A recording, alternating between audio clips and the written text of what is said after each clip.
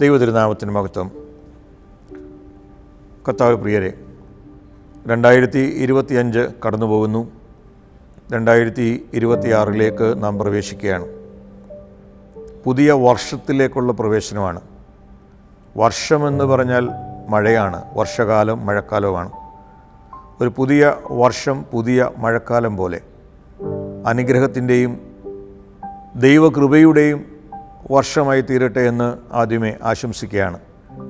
2025 നാം ആഗ്രഹിച്ച പല കാര്യങ്ങളും ദൈവം സാധ്യമാക്കി തന്നിട്ടുണ്ട്. നമ്മുടെ ജീവിതത്തിൽ ദുഃഖവും സന്തോഷവും സമ്മിശ്രിതമായിട്ടുള്ള അനുഭവമാണ്. അതുകൊണ്ട് നന്മകൾ മാത്രമേ തരാവൂ എന്ന് നമുക്ക് പ്രാർത്ഥിക്കേണ്ട. നന്മയിലാണെങ്കിലും വേദനയിലാണെങ്കിലും ഇരുട്ടിലാണെങ്കിലും വെളിച്ചത്തിലാണെങ്കിലും മധുരത്തിലാണെങ്കിലും കയ്പിലാണെങ്കിലും ജീവിതത്തിൻ്റെ അനുഭവങ്ങളോടുകൂടെ ദൈവ സാന്നിധ്യബോധത്തോടെ ജീവിക്കുവാനായിട്ട് ഞങ്ങളെ ശക്തീകരിക്കണമേ എന്നുള്ള പ്രാർത്ഥനയോടുകൂടെ 2026 നമുക്ക് പ്രവേശിക്കാം. 2020 വലിയ അത്ഭുതങ്ങളുടെ വർഷമാണെന്നുള്ള പ്രതീക്ഷയോടുകൂടിയാണ് ലോകം പ്രവേശിച്ചത്.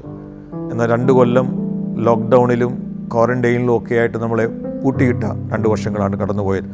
ഭാവിയെപ്പറ്റി നമുക്ക് പ്രതീക്ഷയാണുള്ളത്. പക്ഷേ ആ പ്രതീക്ഷ ദൈവത്തോടു കൂടി ആയിരിക്കുമ്പോഴാണ് ബലപ്പെടുന്നത്. എല്ലാ പുതുവർഷ ആശംസകളും ഏവർക്കും നേരുകയാണ്.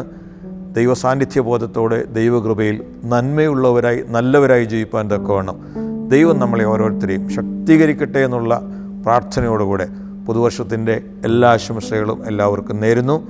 25 വഴി നടത്തിയ ദൈവത്തിന് നന്ദിയോടെ സ്തോത്രം ചെയ്യാം.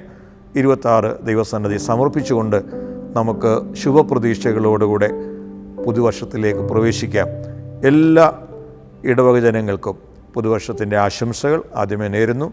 ദൈവം നമ്മെ അനുഗ്രഹിക്കട്ടെ.